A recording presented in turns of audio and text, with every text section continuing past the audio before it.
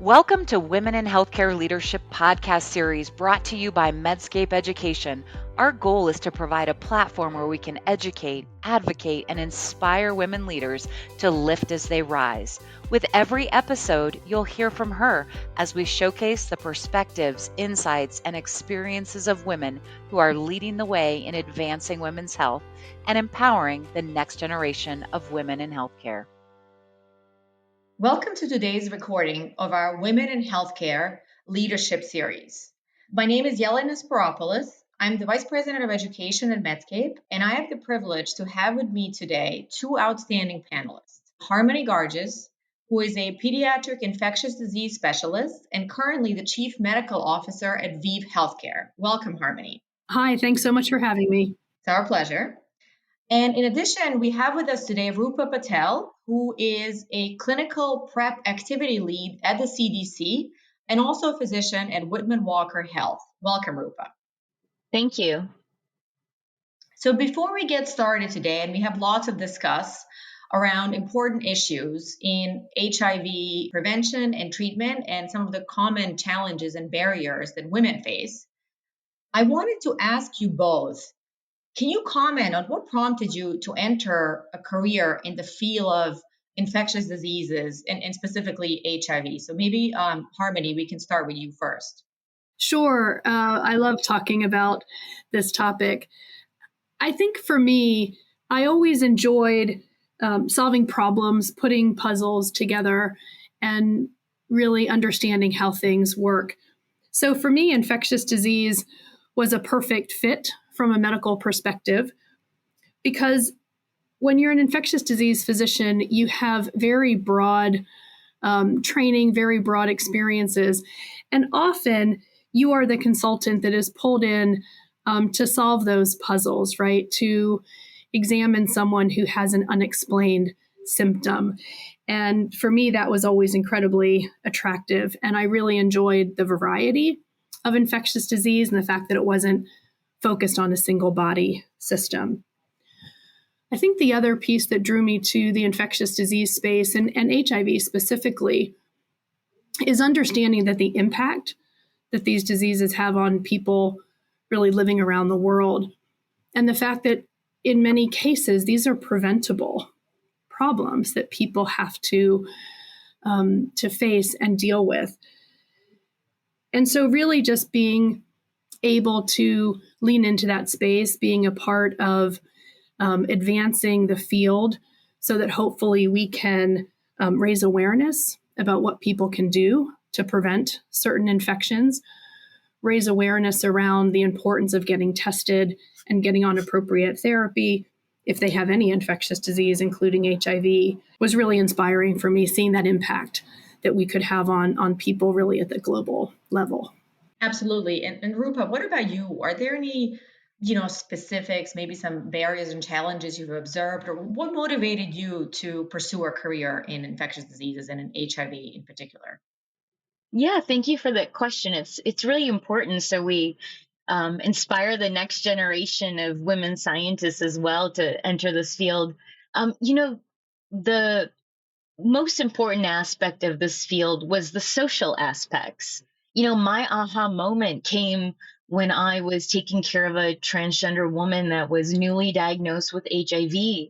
And I had realized that our clinic and our staff and myself were the safe space for this person in front of me who was rattled by the new diagnosis, but also was very isolated from all the social support they'd ever known in their life because of their parents not agreeing with them, their family, kind of the safe spaces they had once found in church.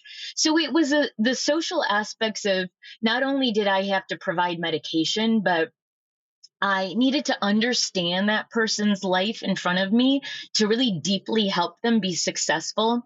And I think it's the interaction with communities that this field allows you to have, as well as the deep relationships you can create.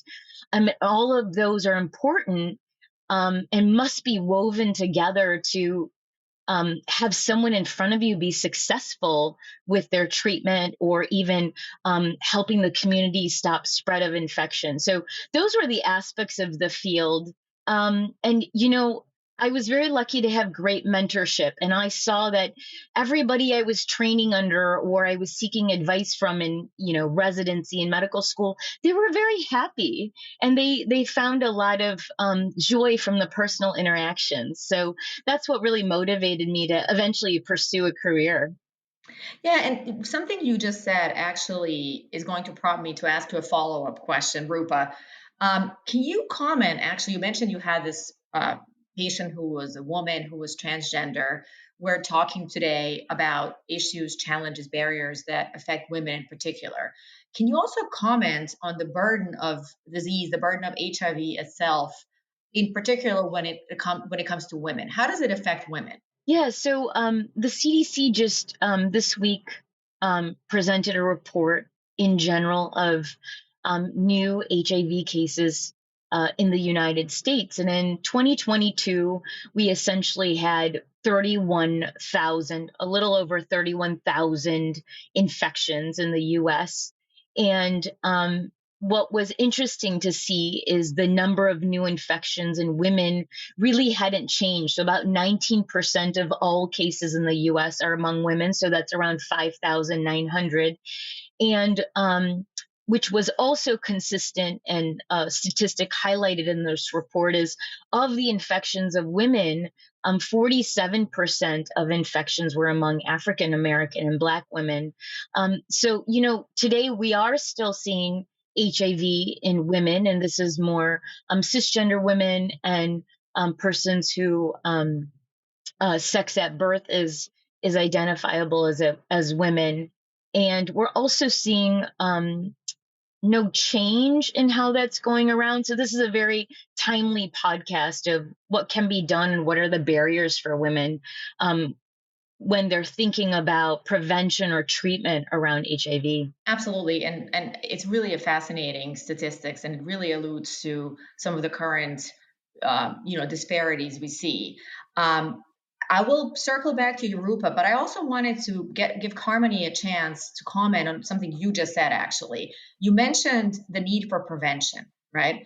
So, Harmony, can you comment on the current misperceptions and gaps where I still believe that in a vast majority of cases, there's a misperception that only men need to get preventative treatment. But yet we know, all three of us know here, that many women can also benefit from it. Can you comment on this from your perspective? Absolutely. And you're right. Most people, when they think about HIV prevention, think about men and specifically gay men and specifically gay white men who can benefit from it. And really, HIV prevention is for anyone, right? It can benefit anyone who is sexually active and wants to take control of their health in an empowering way. So we know that HIV prevention currently is not reaching women effectively. And PrEP use specifically in women in the US has been had a very low uptake. It's been very slow. So if we look about what are the goals, if we want to achieve the goals to end this epidemic, we all have to be leaning into HIV, both treatment as prevention, as well as true HIV prevention for those who are not yet infected. And if we want to end the epidemic, the goal is to have at least 50% of people who can benefit for PrEP to be prescribed PrEP, right? That's what it's going to take. And we know right now we're only at about 35%, meaning of all those people who could benefit from PrEP, we're only reaching 35% of them. Then if you drill down to women, the statistics are even more startling. So of all the people who are on PrEP, 92% are men. And there's only 8% of PrEP users that are women. So there's clearly a gap. There's clearly a disparity that has to be addressed. And, I think women are disproportionately impacted by HIV. They clearly aren't accessing PrEP at the level that we need to. And again, if we really want to take positive steps to end this epidemic, we're going to have to lean into both of those areas for women, both HIV treatment as well as prevention. Yeah, and I still believe there's absolutely a stigma associated when it comes to PrEP. So, Rupa, Can you comment on how can we address this barrier? How can we educate not just those women who might be at risk and who would definitely benefit, but also healthcare professionals, clinic staff, other providers, to ensure that they're appropriately communicating with their patients and really working together with their patients to remove the stigma associated with HIV PrEP. Yeah, this is the search for the holy grail, destigmatizing this field. The most important thing is to create um, the clinic and the healthcare infrastructure to be non-judgmental and to be safe. That's got to be the first um, response in terms of making the whole structure, the environment, the built environment, everything from what's on the walls to how the receptionist greets you to the aura and the energy of the building. And then that brings you back to now, the day to day, the nurses that are drawing your blood, or the phlebotomist, or then the provider visit itself. I think we need to have conversation where you're talking about sexual health and someone's well-being, a topic we don't always talk about, in a non-judgmental way, where you're integrating it in the conversation with the vaccine or family planning or just the wellness visit. If you start to say, today we got to talk about this, it may be perceived as, you're picking someone out, and something has been alerted in a sense that may make someone feel unwelcome or judged. So I think the first thing is your built environment. The second is how to integrate the conversations. And integration and routinization is that key. So it's part of the healthcare kind of well-being package. And that's going to require education, and that was specific in your question to me. The education has to be frequent, has to have refresher trainings. We have to acknowledge we have staff turnover. We have providers who have trained 20 years ago and providers that trained 10 years ago. We have to help providers have language on how to approach this. And language is really important. So we do need to take it upon ourselves to go to the National Health Education Center for sexual health, and bring those people into our healthcare centers to give us training courses and mock sessions on how to have competent, safe conversations on sexual health. And that's the first thing that starts. The third thing after the environment and the provider education is then also talking about the guidelines for PrEP, for testing, for STIs, everything around sexual health. This even includes hepatitis, screening for drugs and substance use, which we don't do enough. And then also integrating with mental health. So you have a trauma-informed approach. As well as the other things we need in life: housing, food security, and case management. And the fourth most important thing is that bridge to the community. A lot of healthcare centers today have a community health department, and that is so important, to reach out to the community and say, how can we better serve you in this area? Why don't you tell us how you want to receive the message and how our providers should be approaching you, and in what way? So I think really going out to the community, giving the community access to professionals that can have conversations and shape the conversations, because each community is different. So I hope the health center in Texas is doing something a little different with their community and the Latin Americans they're serving than the health center in DC that's serving largely Black African American persons at risk in Ward 7. And I think, it's the tying in these stories of communities and culture, which led me into this field, that really creates success in breaking down stigma and shame around sexual health, and the things we need to do, the diagnostics we need to do around sexual health. Yeah, I absolutely love that, holistic approach where not only are HCPs working together with the community, but they're also incorporating HIV prevention into the whole conversation about a woman's health. So that actually brings me to something I wanted to ask you, Harmony. When it comes to women, many women really use their OBGYN as their primary care provider. So what about, the OBGYNs? What can we do to ensure that they're also equipped to have these conversations with their patients? It's such a great question, and it's such an area of opportunity. So I firmly believe that OBGYN and primary care providers really can play a key role in what we're trying to accomplish with HIV and ending the epidemic. And it's primarily for the reason that you just raised, Yelena, right? We know many women, especially younger women who are generally healthy, they probably only have one physician that they see. It is typically their GYN or their primary care provider. And so GYNs and primary care providers are really in a privileged position where they may be the only healthcare professional who is interacting with a woman during this phase of her life. And so, they have a unique opportunity to intervene. I also think from the patient perspective, this is a way to address what Rupa was just talking about. This is a way to destigmatize HIV, right?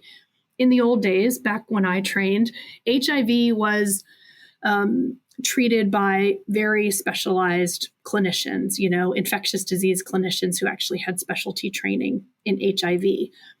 And it's because in the early days it was quite complicated. We didn't have the same medicines we have today. They had a lot more side effects and toxicities, and you needed that specialist knowledge. Thankfully, we've evolved to a place where HIV can be treated typically with one pill once a day. It's a much more simplified regimen. And what this has enabled is actually a much broader medical community being able to lean in to the HIV space and lean in and start taking care of people living with HIV or those who want to access prevention. And so if you think about this from the woman's perspective, for her to simply be able to go see her GYN like all of her girlfriends do and like everyone else in the community does is a way so that she's not stigmatized by having this conversation. She's not having to see an HIV specialist or an infectious disease specialist to have these conversations. And it normalizes this experience. She can have the conversation with her primary care provider or her GYN around HIV just like she can around contraception, and birth control. And again, use it as a way to really take control of her sexual health. So I believe moving forward, these providers will play a very big role in this. It's a way to really incorporate HIV care into routine care. And it's a way to empower women to take more control of their health in a way that is comfortable for them, non-stigmatizing, non-judgmental, and normalized into their world. So I think we're going to see more and more of this in the future. And Harmony, actually, let me ask you a follow-up question to that, because I couldn't agree more. Are there already any good examples of perhaps, clinics, hospitals, health system who are implementing effective prevention protocols, namely for women? Absolutely. We are aware of some clinics that are really leading the way in this space. The ones I'm most aware of are typically in larger cities, which is, often where the burden of disease is in the U.S. And I'm aware of examples actually across the spectrum. So we're aware of a GYN practice in Texas that's doing this really well, a family health clinic in Chicago that's doing it really well. There's a site in Atlanta. And, I think when I look at the practices that are doing this well, there's a couple key themes that really emerge that I think are important to focus on. One, all of the practices that are doing this well have providers and staff that really understand this need, right? They really understand that this is an area that is of importance, and they are working in a high prevalence area. They're also incredibly active in their community. They spend a lot of their time focused on education efforts, going to community events, trying to raise awareness. So they have that nice integration with the community. And they're using other interactions with the healthcare system as opportunities to talk about HIV and HIV prevention. So again, these clinics typically, if they're seeing a woman who's coming to them asking about contraception, they will certainly address that need, but they won't stop there. They'll use it as a springboard to talk about HIV prevention. Same is true if someone's coming in either for STD testing or diagnosis. So, when I look at the practices that are doing this well, again, I think there's some important themes that others can learn from and others can try to adopt. And a lot of them had been said earlier by Rupa, is this connection with the community, understanding the need, really focusing in on those educational efforts and using everyday opportunities to talk about the importance of HIV prevention. Yeah, and Rupa, I think as Harmony just pointed out, you said this exact thing, I think a couple of questions ago when we were addressing the need for prevention. Did you want to comment on this as well? What have you seen that has worked well? Yeah, this is like a topic near and dear to me because it's about programming and best practices.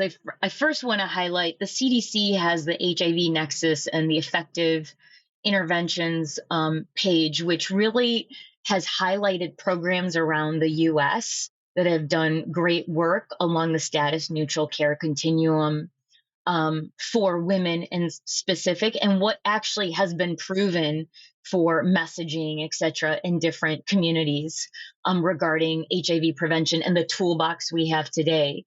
And, plucking some of the examples out of that, there's two core elements here is we have to remember a woman has needs dynamically throughout their life. And that requires flexibility in terms of where you reach that woman. Maybe you have to go to her home. Maybe, she's got a stable job now and she can figure out, she can get to clinic every 3 months, in terms of what PrEP mandates, and she's got transportation, so she can come to the clinic. And so around that dynamicism, you have to build flexibility within the healthcare institution.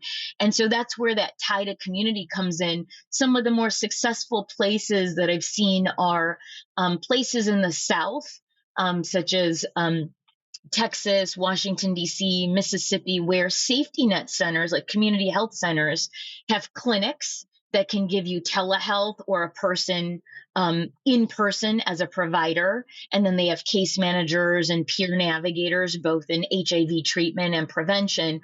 But then they have that community department arm, which is so important. So they have providers, a nurse going on a mobile unit, or they have somebody that's sitting in, the park once a month doing testing, so a woman on her way to the grocery store can get it.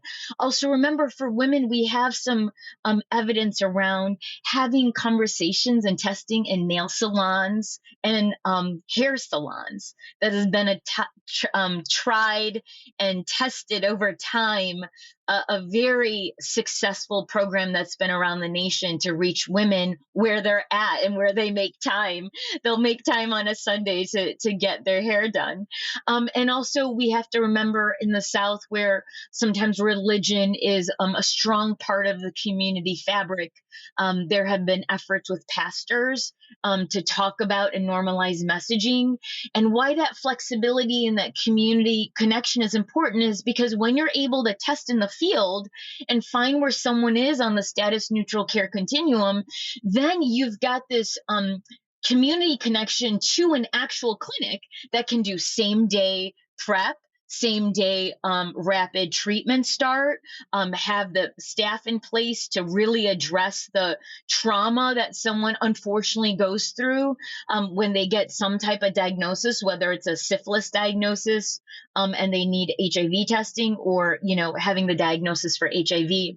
So, I wanted to go over some of the tenets of like a good program. And then, of course, the programs we've seen, such as the hair salons, and of course, that core of clinics connecting with the community through a community arm of programming. Yeah, and something that you just mentioned also made me think of the whole aspect of the continuum of care, right? We know that, a person's healthcare is not static, right? Like you said, it's dynamic. So how can we, we talked a lot about HIV prevention, effective strategies to tackle barriers that women at risk may face.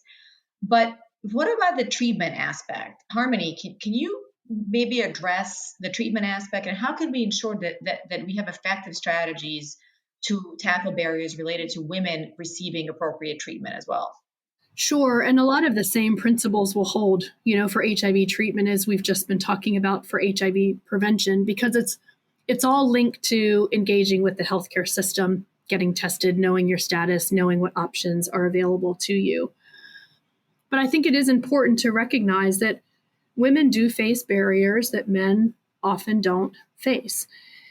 And, we probably don't have enough time in this podcast to go through all of those, but we know in this country, women often carry the majority of childcare responsibilities. So, clinics have had success with having more flexible hours, whether it's evening hours, weekend hours, et cetera. Some clinics provide child support. Those kind of things can really make a difference in terms of women being able to access care. I think the other part to remember that's especially important for HIV treatment is many women have been infected by their partners. And unfortunately, intimate partner violence is a sad reality for a lot of women. So, women can be in relationships where, they haven't disclosed to their partner, even though it's likely where their infection came from because of the fear of violence. And many women haven't disclosed to friends or family members because they're worried about stigma. They're worried about what's going to happen to their reputation in the community, et cetera. So we really need to ensure that women can receive the care that they need in places that are safe from providers who will engage in these conversations in a non-judgmental, non-stigmatizing way. And again, that's why I'm hopeful that as we expand the network of providers through PCPs and GYNs, we can really help with that.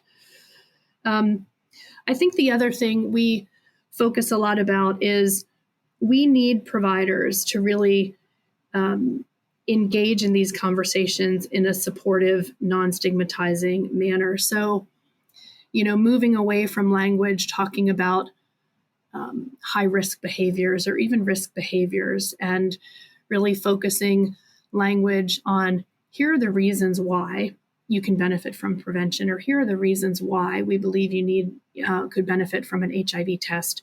And so really switching that language for providers can really open up the conversation, versus talking about a risky behavior. It sounds very judgmental and it can often shut down conversation. So I think, again, from a treatment perspective, it's really focusing on meeting women where they are, having more flexibility in terms of clinic opportunities, childcare needs, and then being able to be comfortable engaging in topics like HIV in a way that will enable further conversation and not shut conversation down. And again, shifting that language from risks to the reasons why people can benefit can really be useful.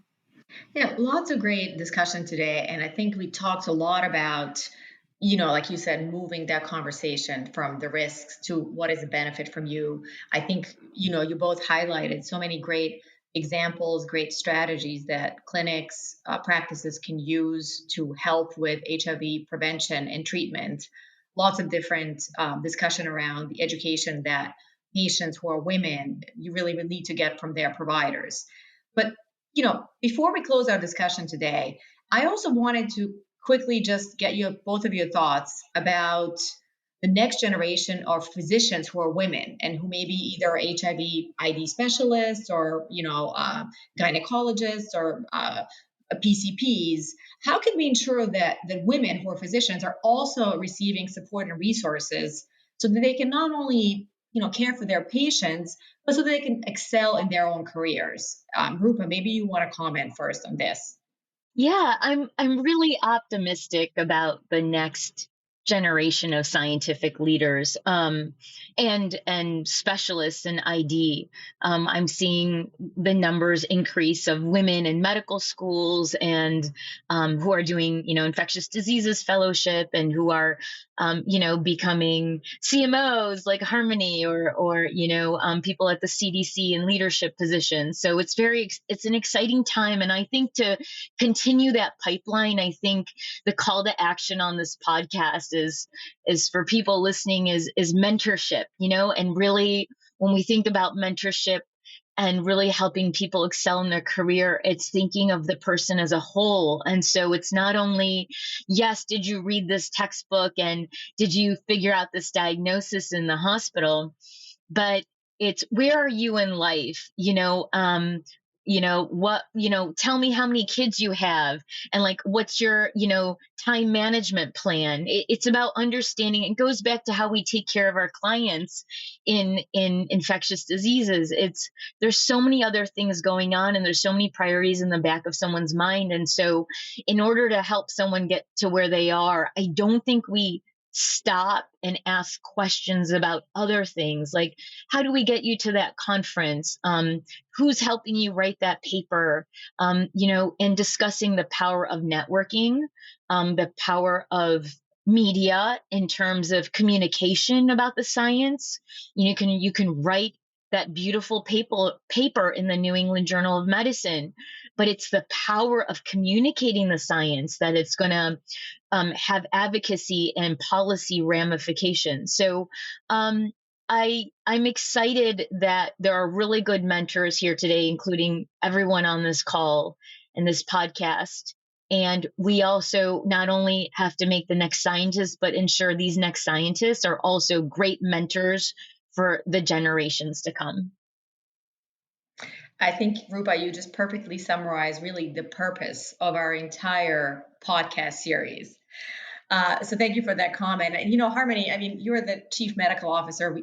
We know that still even today, when it comes to those C-suite level positions, really there aren't very many women. It's really still predominantly men. So, how can we make sure that, we're mentoring women, we're really promoting other women so that they can get to that next step in their career and eventually, get into important leadership roles? Yeah, I'm so glad we can have this conversation because it's so important.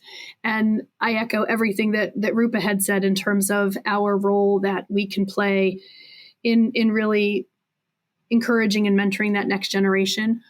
I also think that the future is really bright, right? I have huge optimism around this generation coming forward.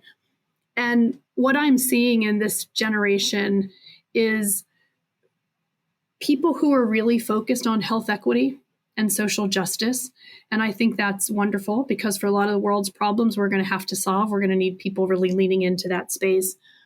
And this generation's very focused on, I think, resilience and understanding the need to take care of themselves so they can take care of others. The big focus on mental health and taking care of yourself and that holistic approach to medicine. So I share Rupa's optimism.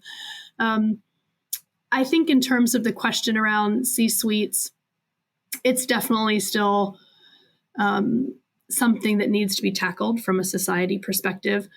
I'm very fortunate at our company. We actually have a majority of women in C-suite level positions, which is great to see, but I know we're an anomaly in terms of the industry. But again, I would say the field is shifting. There's definitely a big push to mentor, develop, and grow women into senior level leadership positions, which I think is really important. And I think as part of that, our recognition should be women just need to be encouraged to be who they are. I think for too many years, women were trying to be something else that they thought fit the mold a little bit better. But I really see a shift now in the industry of people recognizing that for a business or a company or any kind of team to be successful, you need people sitting around the table who are different from each other. That diversity of thinking, that diversity of background and experiences is so important. And so I think it's really our moment, where women should just recognize the sky's the limit, tap into all the incredible resources, mentors, coaches who are around them, and know that they can achieve, whatever they put their mind to. I absolutely love the optimism. And with having said that, I wanted to end today's podcast with just thanking you both for your comments today, for your tips, strategies, for your passion and enthusiasm for this topic. I am convinced myself that as a group we'll achieve great things. So thank you again. And also thank you everybody who was listening today and who tuned into your podcast. Please stay on the lookout for the next season of our podcast series. Thank you all. Thanks for joining us. Tune in next week as we continue our journey to amplify the voices of women leaders in pharma and medicine. Hear From Her is brought to you by Medscape Education. Please subscribe to Hear From Her on your preferred podcast channel and follow us on LinkedIn. Until next week, remember to lift as you rise.